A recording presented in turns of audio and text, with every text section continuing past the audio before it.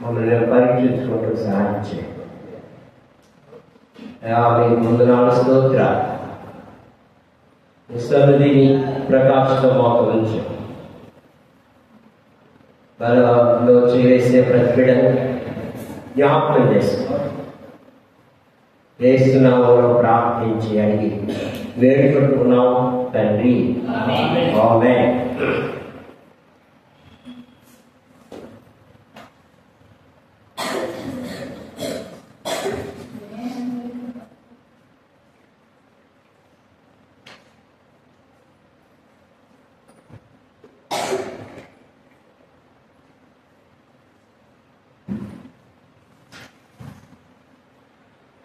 స్తోత్రాలు.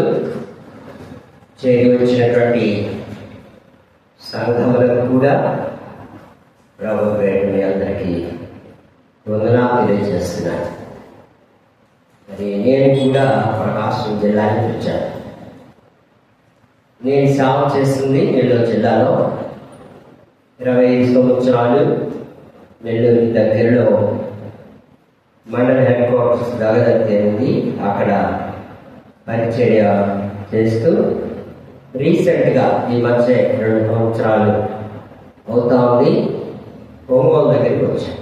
పొదిలి దర్శి దగ్గర లక్కవరం అనేటువంటి గ్రామంలో ప్రకాశం డిస్ట్రిక్ట్లో పరిచర్య చేస్తున్నాను. మరి రాజు వివాహం కాక ముందు నుండి మేము ఆ రీతిలో నెల్లూరు కర్నూలు హెడ్ క్వార్టర్స్లో సావకు మీటింగ్ జరిగేటప్పుడు పరిచయం అయ్యాడు. ఆయన తిరిగిన ప్రతి స్థలానికి కూడా నేను వెళ్తూ వచ్చాను. మరి ఇక్కడికి రావాలని 2 సంవత్సరాల నుంచి అనుకుంటున్నాను. దూరం, పైగా పెద్దవాళ్ళని అయిపోయాను, నడవలేకపోతున్నాను, కాళ్ళు బాగా వచ్చి రాలేదయ్యా అంటే నీ కొడుకులకు నీ కూతురు దగ్గరికి రావా, మరి తమ్ముడి దగ్గరికి రావా అని ఈ విధంగా ప్రశ్న వేస్తూ వచ్చాను. ఇక తప్పనిసరి బయలుదేరి మీ గ్రామానికి రావాల్సి వచ్చింది. నేను మరి హైదరాబాద్ నుంచి వచ్చేటప్పుడు కూడా ప్రతి సమయంలో ఫోన్ చేసి బస్ మార్గం చూపిస్తూ సాయంత్రం 4 గంటల కల్లా మీ ఊరు వచ్చాం. ప్రభు స్తోత్రాలు. మరి మా పరిచర్య కొరకు కూడా ప్రార్థన చేయండి. ఈ సమయంలో మనము బలలోకి వెళ్తున్నాం. బలలోకి మనం వెళ్తున్నప్పుడు మనం పరీక్షించుకున్నాం. ఒక మాట చదవండి. 2వ కొరింథీ పత్రిక 7వ అధ్యాయం గట్టిగా స్పష్టంగా చదవండి. మొదటి వచనం 2వ కొరింథీ పత్రిక 7వ అధ్యాయము మొదటి వచనాన్ని. ప్రియులారా, మనకి వాగ్దానాలు ఉన్నాయి కనుక దేవుని భయముతో పరిశుద్ధతను సంపూర్తి చేసుకొనొచ్చు. శరీరానికి ఆత్మకు కలిగిన మనల్ని మనము పవిత్రులుగా చేసుకోవాలి. ఎందుకంటే మనం లోకంలో ఉంటున్నాం కాబట్టి, శరీరానికి కూడా బలహీనం కాబట్టి ఆయా సమయాల్లో కల్మషం అంటుతా ఉంటుంది. ఆత్మకు కల్మషం అంటకుండా మనము ముందుకు సాగాలి. శరీరానికి ఆత్మకు కలిగేటువంటి కల్మషం నుండి మనము కడుక్కోవాలి. మన మధ్యలో ఉన్నటువంటి బల్ల సమాధాన బల్ల. మన కొరకై ప్రభు అయినటువంటి యేసుక్రీస్తు వారు దహించబడ్డాడు, దహన బలిగా చేయబడ్డాడు, బలి పశువుగా చేయబడ్డాడు. పశువు అంటే మనకందరికో నువ్వు పశువురా అని అంటే మన కోపం. అయితే ఆయన పశువుగా చేయబడ్డాడు, దహన బలి పశువుగా మన కొరకు వధించబడ్డాడు. ఎందుకు? అంతేకాదు, ఆయన పాప పరిహారార్థ బలిగా, అపరాధ పరిహారార్థ బలిగా తన యొక్క శరీరాన్ని మన కొరకు సిలువలో అప్పచెప్పాడు. పాత నిబంధన ప్రకారము లేవి కాండము 1వ అధ్యాయము మొదటి 2 వచనాలు చూద్దాం. లేవి కాండము మొదటి అధ్యాయం. అక్కడ ఒక మాట అంటున్నాడు. ఆ మాట కొరకే ఆ 2 వచనాలు మనం చదువుదాం. చదవండి. యెహోవా మోషేను పిలిచి ప్రత్యక్షపు గుడారంలో నుండి మోషేతో దేవుడు సెలవిస్తున్నాడు. ఏమని? ఇట్లను బలి అర్పించినప్పుడు గోవు మందలో కానీ, గొర్రెల మందలో కానీ, మేకల మందలో కానీ దాన్ని తీసుకుని రావాలి. దహన బలి రూపంగా అర్పించి నిర్దోషమైన మగది తీసుకొని రావాలి.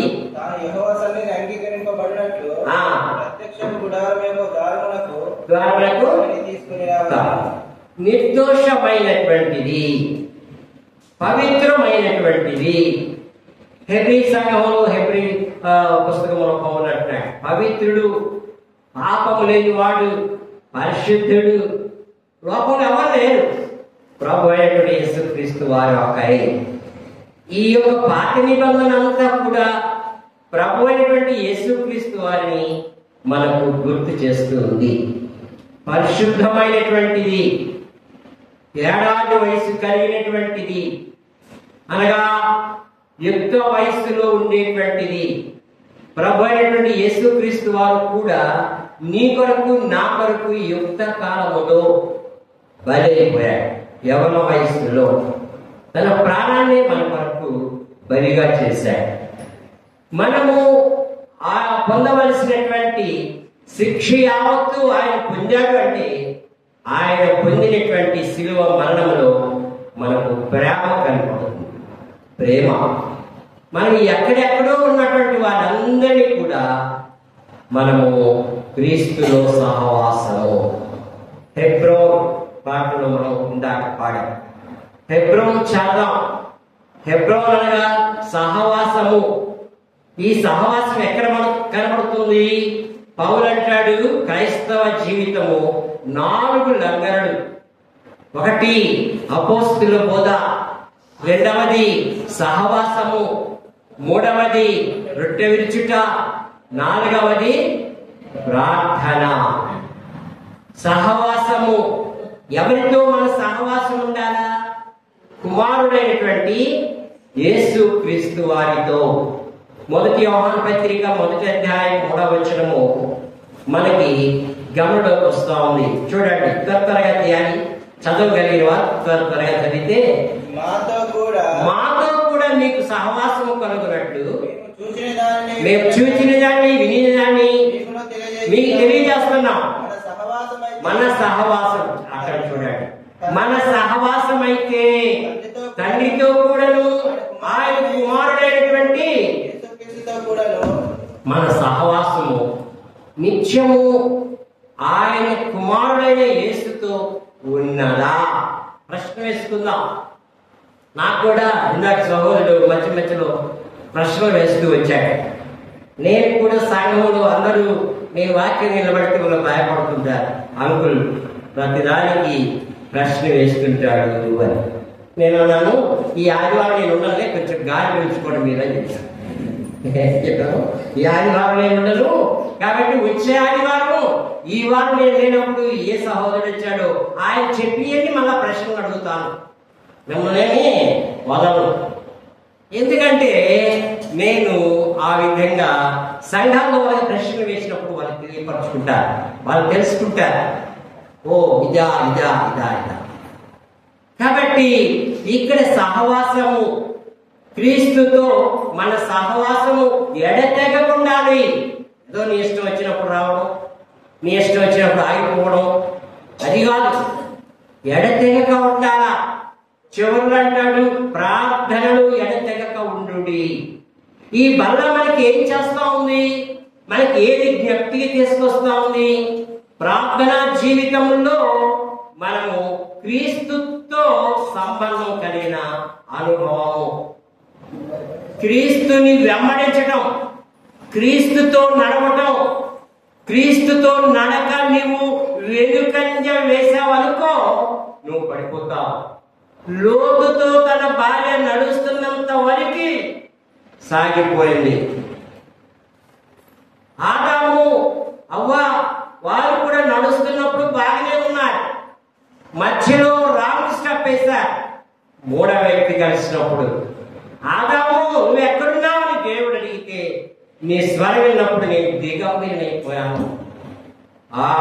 దేవుడు ఆంతర్యం పెరిగిన వాడు కాబట్టి ఆయనకు అర్థమైపోయింది వీరు రాంగ్ స్టెప్ వేశారు. కాబట్టి మనం శ్రమ కొనుకొచ్చుకున్నాం. అక్కడ ఆయన 3 శాపాలు ఇచ్చాడు, పాముకి, మానవుడికి, స్త్రీకి. అయితే ఇక్కడ బాలలో చేసేటప్పుడు కూడా మనం పరీక్షించుకోవాలా. లేకుంటే చాలా మంది బలహీనులైపోతారంట, రోగులైపోతారు. అకాల మరణం తెలియకుండా అకాల మరణం వస్తారు. ఇవన్నీ ప్రభు పనులో మనము ఏ విధంగా చేస్తున్నాము అనేది పరీక్షించుకోవాలా. నేను ప్రభు నమ్ముకొని 20 సంవత్సరాలు అయింది బ్రదర్, ప్రభు నమ్ముకొని 40 సంవత్సరాలు అయింది అంకుల్, ఎదుగుదల లేదు, మన బుద్ధి రాకుండా ఎదగడంగా. బిడ్డ పుట్టాడు, బిడ్డ ఎదగకపోతే ఎంత వేదన. ఇది ప్రాక్టికల్ గా మా కుమార్తెని దేవుడిస్తే అమ్మాయి జ్వరంలో ఫిట్స్ వచ్చి ఇప్పుడు 9 సంవత్సరాలు అయినా కూడా ఆ బిడ్డని ఎత్తుకొని తిప్పుతున్నారు. యూరిన్ వచ్చేది తెలియదు, మోషన్ వచ్చేది తెలియదు, మాట తెలియదు. మనం కూర్చోబెడితే కూర్చుంటుంది, మనం ఆహారం పెట్టి తింటుంది, మనం నీళ్ళు తాగితే తాగుతుంది. ఎదుగుదల లేదు.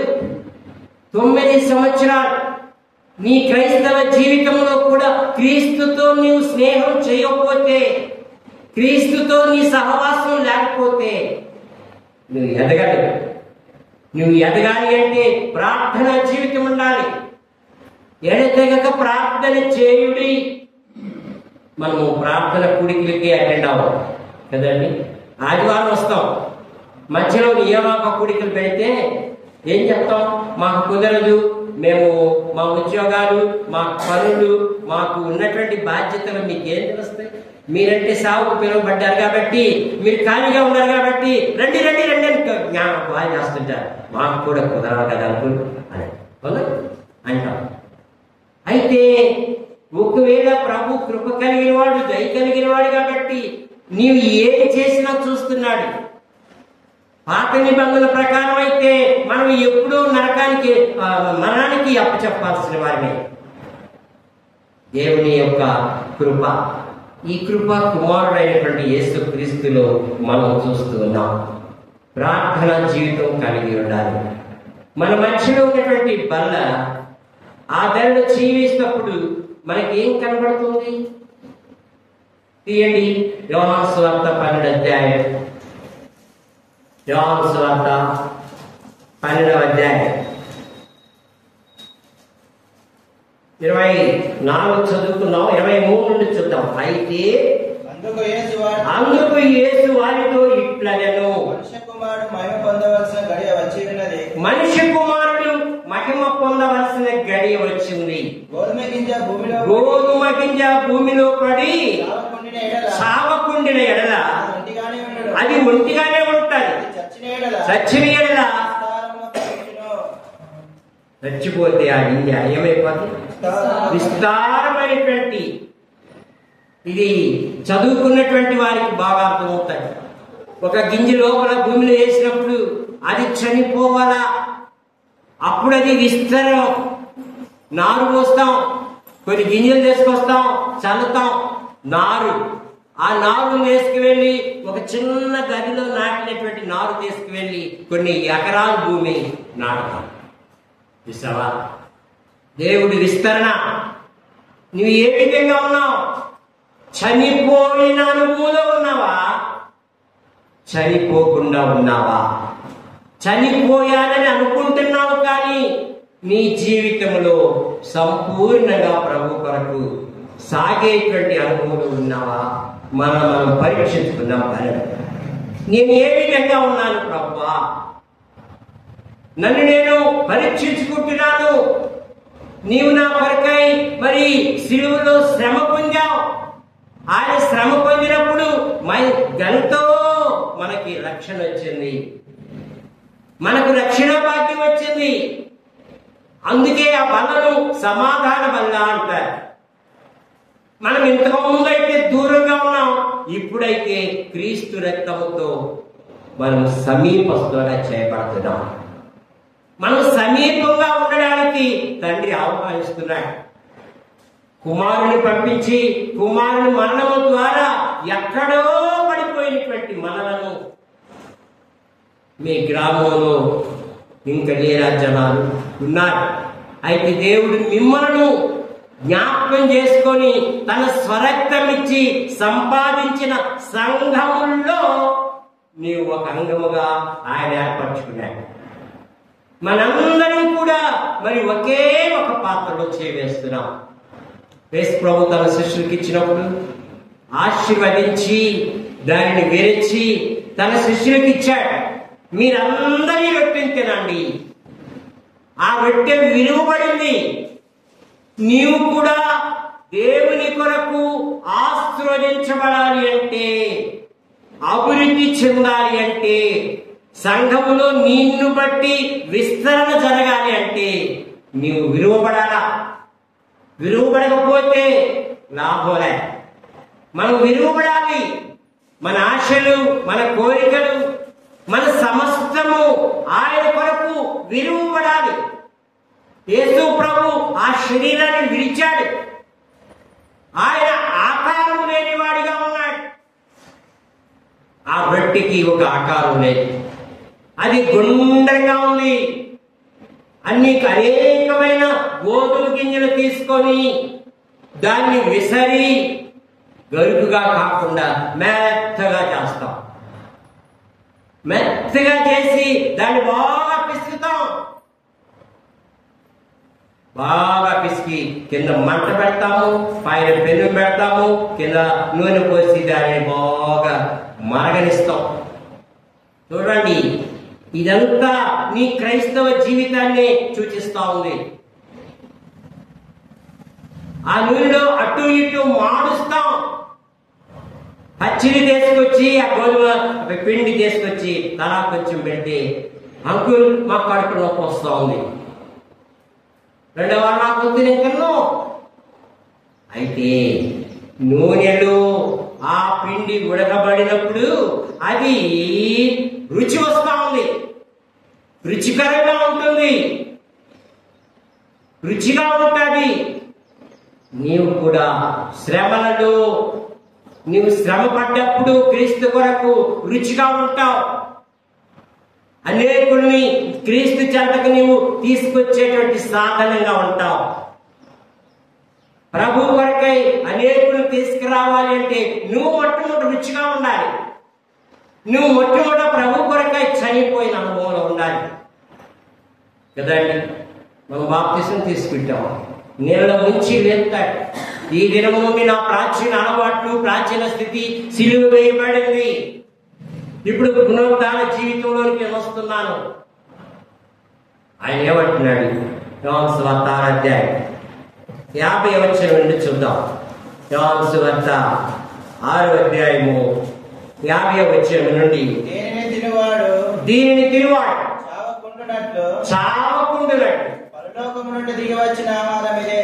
పరలోకము నుండి దిగి వచ్చిన ఆహారం ఇది. పరలోకము నుండి దిగి వచ్చిన జీవాహారము, పరలోకము నుండి వచ్చిన ఆహారము అది జీవాహారము. ఎవరైనా ఈ ఆహారం భుజిస్తే ఎల్లప్పుడూ జీవించును. నీకు నీ ఆత్మకు ఆహారం ఇది. ఈ ఆహారము ప్రతి ఆదివారం తీసుకుంటే నువ్వు ఎల్లప్పుడూ జీవిస్తావు. అంతేకాదు, ఇంకా ఏమంటాడు 51 నుండి, మరియు నేనిచ్చు ఆహారము లోకమునకు జీవము కొరకైనా తర్వాత చెప్పుచున్నాను. ఎలా నిర్ణయగలడు అని అనుకుంటుంటే ఏసు ఏమంటున్నాడు? బాధించింది. ఆ, కావున యేసు ఇట్లనెను, ఇట్టన్నాడు ఆయన, మీరు మనుష్య కుమారుని శరీరము తిని ఆయన రక్తం త్రాగితేనే ఆయన రక్తము త్రాగితేనే కానీ మీలో మీరు కానీ అన్నప్పుడు అక్కడ విలువ ఉంది, ఏదో సంథింగ్ జరగబోతోంది అక్కడ. ఇంగ్లీష్ లో బట్ అంటాం, బ్యూటీ బట్, అయితే అయితే అంటే అవతల ఉంది, ఇంకా పూర్తి కాల. మనుష్య కుమారుని శరీరము తిని ఆయన రక్తము త్రాగితేనే కానీ మీలో మీరు మీలో మీరు జీవము కలవారు కాదు. చూసావా? తర్వాత నా శరీరము తిని నా శరీరము తిని నా రక్తం త్రాగువాడే నా రక్తము త్రాగువాడే నిత్య జీవం గలవాడు. నిత్య జీవము కలవాడు, అంచెదినము నేను వాయినే లేపుతాను. నా శరీరము నిజమైన ఆహారమును, అదేదో నేను చెప్తుంది తాత్కాలికంగా ఉండేటువంటిది కాదంటే ఏమన్నాడు? నా శరీరము నిజమైన ఆహారం, నా రక్తము నిజమైన పానము. చూసావా? ఆయన నీకు స్పష్టంగా నీతో మాట్లాడుతున్నాడు. నా శరీరము తిని నా రక్తము త్రాగువాడే. ఆయన శరీరానికి సాదృశ్యంగా బలలో మనము చేయబోతున్నాం. ఆనాడు మోషే అడిగినప్పుడు వాళ్ళకు మన్నా కురిపించాడు. ఆ మన్నా తిన్న వాళ్ళు చనిపోయారు. అయితే నా శరీరము తిని నా రక్తము త్రాగువాడు నిత్య జీవము కలిగిన వాడు, అంచె తినవన నేను వారిని లేపుతాను. ఇదో మనము ఆచారంగా అలవాటుగా చేయవేయకూడదు. ఈ బల్ల మనకేం చూపిస్తా ఉంది? ఏకత్వాన్ని చూపిస్తా ఉంది. అనేకులమైనటువంటి మనం కొరింథీ పత్రిక 12వ అధ్యాయం 12వ వచనం చూద్దాం. మొదటి కొరింథీ పత్రిక 12వ అధ్యాయం 12వ వచనాన్ని చూద్దాం.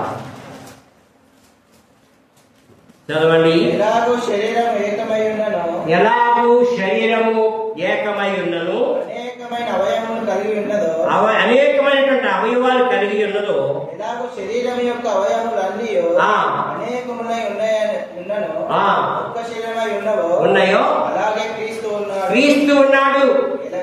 ఎలాగనగా యూదులమైన గ్రీసు దేశస్థులమైన స్వతంత్రమైన ఒక్క శరీరంలోనికి ఒక్క ఆత్మయందే బాప్తిసం పొందితిమి. కాబట్టి ఏకత్వాన్ని సూచిస్తా ఉంది. ఇందులో భేదాలు లేవు. యూదులని గ్రీసు దేశస్తులని, పలానా జాతి మీరు పలానా జాతి వీరు, ఇందులో లేదు. ఆ మొట్టమొదటి మందిలోకి రాబోతున్నప్పుడు బయట రాశారు, యేసు క్రీస్తు అందరికీ ప్రభు, అందరికీ ప్రభువే, ఫలానా వాళ్ళకి మాత్రమే లేదు బైబిల్. యేసు క్రీస్తు అందరికీ ప్రభు. ఆయన అంటున్నాడు, నా శరీరం తినాలి, నా రక్తం త్రాగాలి, ఇది నీ కొరకై విలువబడిన నా శరీరము. యోహాను సువార్త 6వ అధ్యాయంలో ఒక మాట అంటున్నాడు. యోహాను సువార్త 6వ అధ్యాయము 25వ వచనం 35. అందుకు యేసు వారితో ఇట్లా నేను, ఇక్కడ కూడా ఏమంటున్నాడు? జీవాహారము నేనే, నా యొద్దకు వచ్చేవాడు ఏమాత్రమును ఆకలి కొనడు, నా యందు విశ్వాసం ఉంచేవాడు. చూసావా? ఆహారము జీవాహారం. అది అనేకమైన గోధుమ గింజలు తీసి దాన్ని విసిరి రొట్టె చేసి పెనం పెట్టి నూనెలో సలసలా మారుతున్నటువంటి నూనెలో మాడుస్తాం. నీవు కూడా ప్రభు కొరకై వాడబడాలి అంటే నీవు కూడా శ్రమలు అనేటువంటి కొలిమిలు నువ్వు ఉండాలి. శ్రమలు అంటే మనకు భయం కదండి. చిన్న శ్రమ వచ్చిందనుకో భయపడిపోతాం, బెంబేలెత్తుతాం. ఏ మందిరానికి రా, ఏ మందిరం లేండి ఇంకా ఇంతకంటే శ్రమ. దేవుడు శ్రమ పెట్టాడంటే అవతల నీకు ఇంకా గొప్ప స్థాయిలోకి వెళ్తాం. శ్రమ, క్రైస్తవుడు శ్రమను కోరుకుంటాడు. సేవ జీవితంలో శ్రమ. మాకు సర్కార్ జిల్లా సేవకుడు మీటింగ్ జరుగుతాం అంటే అక్కడ ఒక సహోదరుడు దైవ సేవకుడు చెప్తున్నారు, మేము హైదరాబాద్లో ఉన్నాము అంటే, మేము సువార్తకు వెళ్తున్నాము అంటే తిరిగి మరలా మందిరానికి వచ్చేంత వరకు మేము సజీవుగా వస్తామా రామా అని భయం. కొన్ని గ్రామానికి వెళ్తే తిరిగి మరలా మందిరానికి వస్తామా రామా అనేటువంటి భయం. ఎందుకంటే శత్రువు ఆ విధంగా పనిచేస్తున్నాడు. ఎక్కడైతే శత్రువు ఎక్కువగా పనిచేస్తాడో అక్కడే దేవుని వాక్యము విస్తరించబడుతుంది, అక్కడే అనేక సంఘాలు కట్టబడతాయి. అందుకే అన్నాడు, ఇది నా శరీరము. ఆయన ఏ విధంగా చేయబడ్డాడు మన కొరకు చూద్దాం. 1 కొరింథీ పత్రిక 10వ అధ్యాయము, 1 కొరింథీ పత్రిక 10వ అధ్యాయం 4వ వచనం చదవయ్యా. అందరూ ఆత్మ సంబంధమైన ఒకే ఆహారం భుజించారు. అందరూ ఆత్మ సంబంధమైన ఒకే పానీయము పానం చేసిరి. ఎలాగనగా వెంబడించిన ఆత్మ సంబంధమైన బండలోని ఆత్మ సంబంధమైన బండ, వెంబడించినటువంటి ఆత్మ సంబంధమైన బండలోని త్రాగి, ఆ బండ క్రీస్తే. ఆ బండ క్రీస్తే. క్రీస్తే నీ కొరకు బండగా తయారు చేయబడ్డాడు. దావీదు కీర్తనలు 78వ అధ్యాయము, దావీదు కీర్తనలు 78వ అధ్యాయము 15వ వచనం చదువుకున్నాం. అరణ్యములో ఆయన బండలు చీల్చి సమృద్ధిగా ఏమిచ్చాడు? నీళ్లు త్రాగి. చీల్చబడిన బండ. ఈ బండ చీల్చబడ్డది. ప్రభు అయిన యేసుక్రీస్తు వారు సిలువలో నీ కొరకు చీల్చబడ్డాడు. ఆకారం లేని వాడిగా సమస్తం పోగొట్టుకున్నాడు. చీల్చబడిన వాడిగా నీ కొరకు చేయబడ్డాడు. నిర్గమకాండం 17వ అధ్యాయం, నిర్గమకాండము 17వ అధ్యాయము 6వ వచనాన్ని చూద్దాం. నిర్గమకాండం 17వ అధ్యాయం 6వ వచనం. అక్కడ హోరేబులోని బండ మీద నేను నీకు ఎదురుగా నిలిచేదను. అక్కడ హోరేబు, ఆ కొండ మీద నేను ఎదురుగా ఉంటా. నీవు ఆ బండను కొట్టగా ప్రజలు త్రాగుటకు దానిలో నుండి నీళ్లు బయలుదేరినని మోషేతో సెలవీయగా మోషే వాళ్ళని పిలుచుకొని దేవుడే అన్నాడు, ఆ బండతో నీవు ఏం చేయాలా? మాట్లాడు అన్నాడు. అయితే మోషే ఏం చేశాడు? కిందకు వచ్చే లోపల ఆ బండని కొట్టాడు. అంతటి మోషే, అబ్బా నేను బండను కొడితే నీళ్ళు వస్తాయి అనుకున్నాడు, కానీ తర్వాత జరిగేది ఏందో తెలియలా. బండను కొట్టాడు. తర్వాత వాళ్ళు పైనబడి అనేక విధాలుగా మాట్లాడుతున్నప్పుడు కోపంతో ద్రోహులారా అన్నాడు. సావుకులు కూడా కొన్ని సమయాల్లో కోపపడుతుంటారు. కోపపడినప్పుడు మనం ఏం చేస్తాం? ఏంటి అంకులు పొద్దు కోపపడుతుంటాడు. నేను సగంలో చెప్తాను, ఒకవేళ నేను పెద్దవాడిని కోపడినా మీరు నా మీద కక్ష తీర్చుకోవద్దు. ఎందుకంటే అది మీకోసమే, మీ బాగోగుల కోసమే. సావుకుడు ఏదైనా అంటే మనం ఏం చేస్తాం? గుసగుసలాడతాం. సావుకుడు ఏదైనా చెప్తే మనం చెయ్యం. అందుకంటాడు, యెహోవా యందు భయభక్తులు గలవారు వారు మాట్లాడుకుంటుంటే దేవుడు ఏం చేస్తాడంట? చెవి యొక్కి ఆలకిస్తాడంట. దేవుని బిడ్డలను, సావుకులను నీ ఇష్టం వచ్చినట్టు నోరు అల్లాడిస్తే ఊరుకోడా. ఎందుకంటే విలువ పెట్టి కొనబడిన వారు, నీవు నా సొత్తు, ఆయన కొనుక్కున్నాడు. నువ్వు యాజకత్వం జరిగించాలా, నన్ను గురించి అనేకులకి నువ్వు చాటు చెప్పాలా.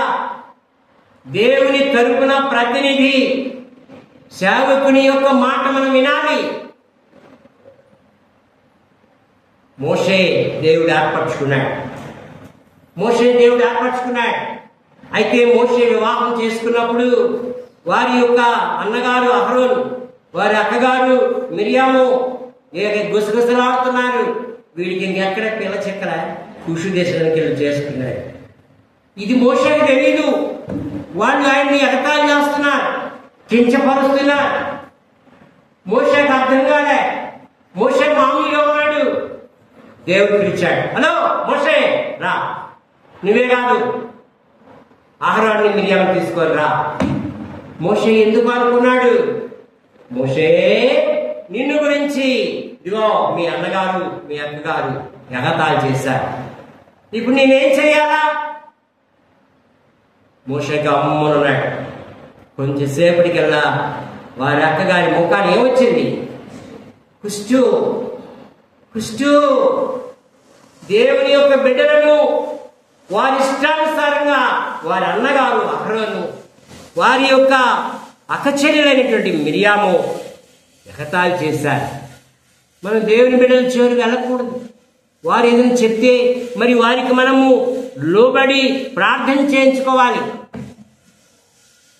అబ్రహాము అబీమెలెకు దగ్గర ఉన్నప్పుడు అక్కడికి వెళ్తే అబ్రహాము భార్య అందంగా ఉంది, చక్కనిది, అయితే ఆమెను చెరిపేస్తారేమో అని వారు ఎవరయ్యా ఏమంటే నా చెల్లెళ్ళు అని చెప్పాడు. అయితే అబ్రహాము తన యొక్క భార్యని చెల్లెలని చెప్పినప్పుడు అది మరి ఆయనకు మాత్రమే తెలుసు. అబీమెలెకు ఆమెను కూడా తీసుకురండి అని అనుకున్నప్పుడు దేవుడు అబీమెలెకుతో మాట్లాడుతున్నాడు.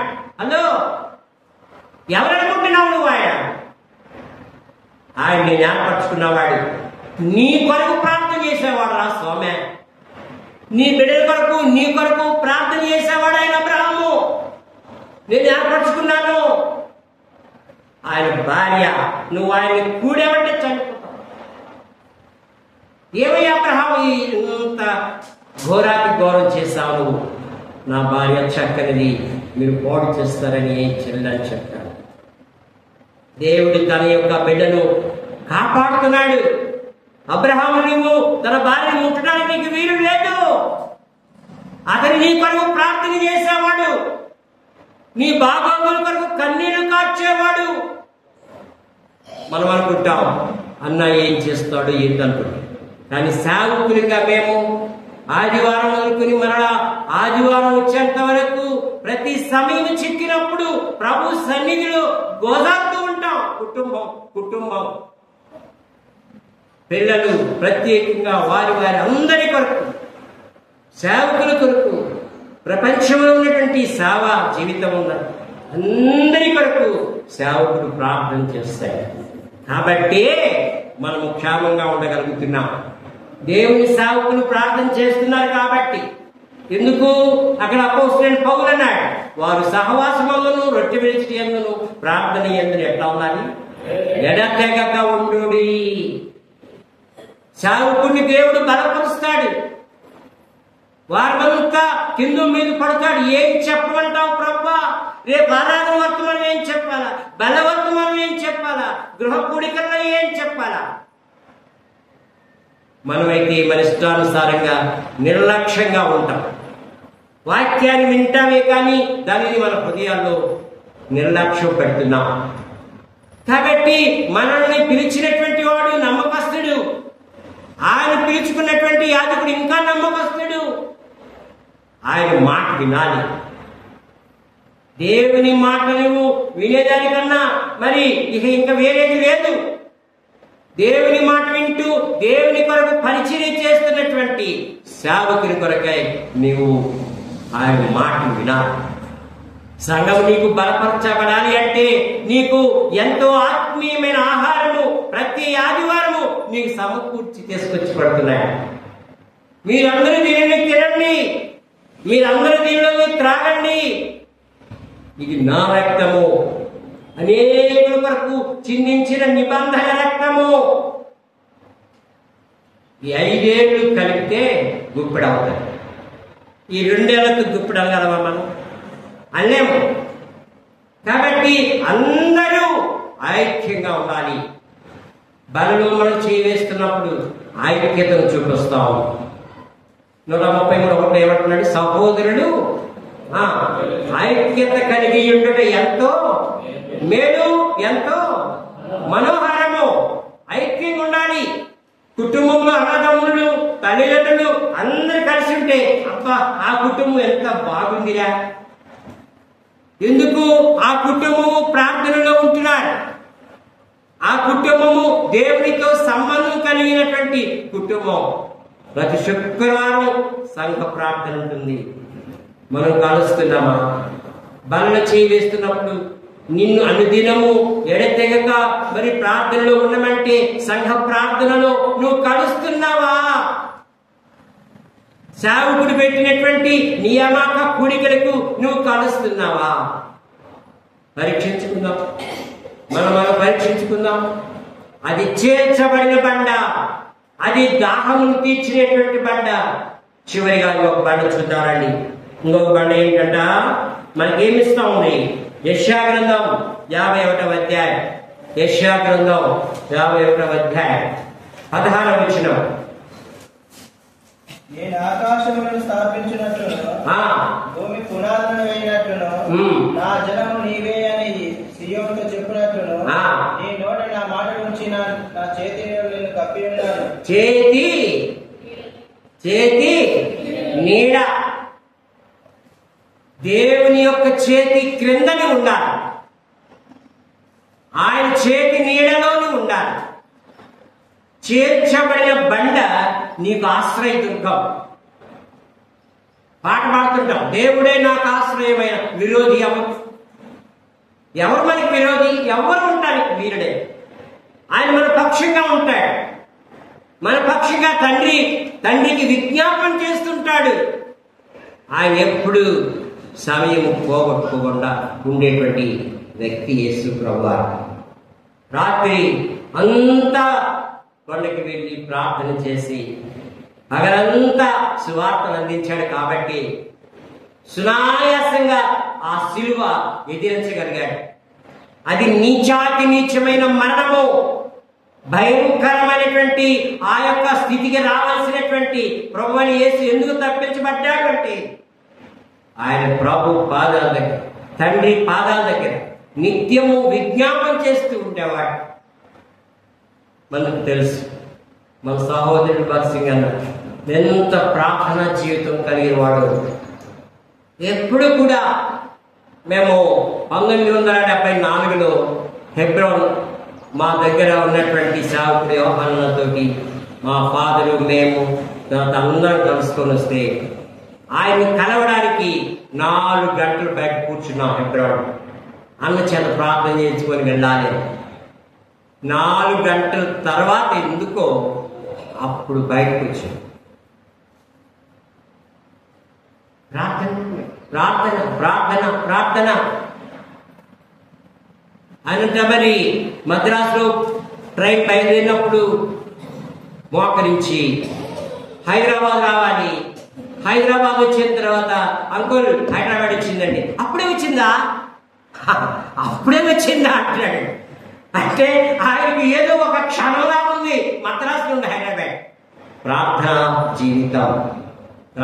జీవితం నీలో ఉంది. ఆ ప్రార్థనా జీవితం బలలో చేయి వేస్తున్నావు. ఈ ప్రార్థన జీవితం నీలో ఉందా? నీ ద్వారా సంఘము బలపరచబడుతుందా? నీ సేవకుని చెప్పినటువంటి మరి మాటలు నువ్వు ఎంతవరకు మరి లక్ష్య పెడుతున్నావు? అన్న భగత్ సింగ్ అంటే గరగరలు ఆడుతూ ఉంటారు. చిన్నపిల్లలు కూడా 74లో మేము మా కాలికేషన్కి వచ్చినప్పుడు అందరూ ఉదయం పూట టిఫిన్ అయిపోయి ఆ ప్రార్థనకు చాపలేస్తూ ఉంటే అటు నుండి వస్తా ఉన్నాడు అన్న. ఆయన తన రూమ్లో నుంచి బయటికి చిన్నపిల్లోడు అక్కడ ఆడుకుంటా ఉంటే బ్యాట్ కొట్టాడు. నేను బాగా చూసాను. కొట్టుకి గంగరాజు తిరిగాడు. తల్లిదండ్రులు తమ్ముడే చూస్తా ఉన్నాను. అయ్యో అట్ట అనకూడదు, అట్ట చేయకూడదు అని వాడిని బుద్ధిస్తాను. చూసావా? ఎంతో దేవుని యొక్క మరి కట్టడలో మనల్ని పెంచాడు. అందుకే వాళ్ళు మద్రాసు నుంచి అన్న హైదరాబాద్ వస్తుంటే వాళ్ళు అంకుల్ అన్నా మీరు వెళ్తున్నారు, మాకేదైతే ఒక వాగ్దానం ఇస్తావా? మమ్మల్ని ధైర్యపరచువా, మమ్మల్ని బలపరచువా అంటే ఆయన ఏ వాగ్దానం ఇచ్చాడు?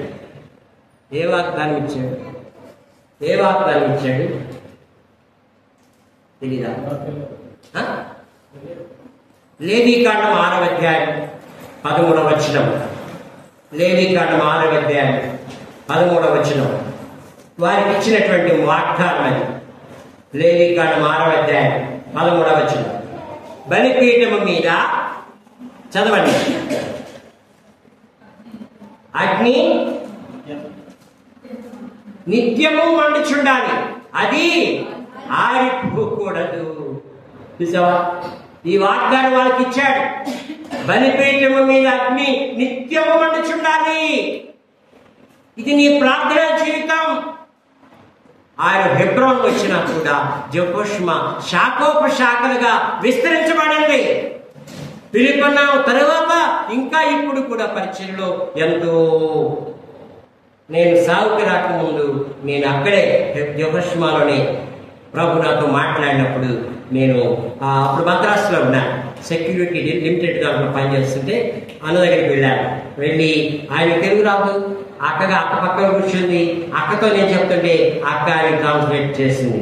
ప్రభు నన్ను మాట్లాడింది, నాకు దర్శించింది, నా యొక్క మరి సేవ పిలుపుని అంతటినీ నేను చూపించి అక్కకి చెప్తే అక్క అన్నకి చెప్తా ఉంటే నవ్వి, అయ్యా తమ్ముడా, నీవు ఇంకా ఆలస్యం చేయకుండా ప్రభువుకి లోబడితే నువ్వు గొప్ప సేవకుడు అయిపోతావు. ఆ దీవినే ప్రభు నన్ను ఆశీర్వదించాడు. 2000 సంవత్సరంలో ఫుల్ టైం గా నేను బయటకు రాగలిగాను. సేవా జీవితంలో కొనసాగుతున్నాను. 20వ సంవత్సరంలో మరణించాల్సింది. Full corona, full positive. అందరికీ మా బంధువులు అన్న చనిపోయాడు అనుకున్నారు. అయితే ప్రభు ఆశ్చర్యంగా అద్భుతంగా మరణం నుండి తప్పించాడు.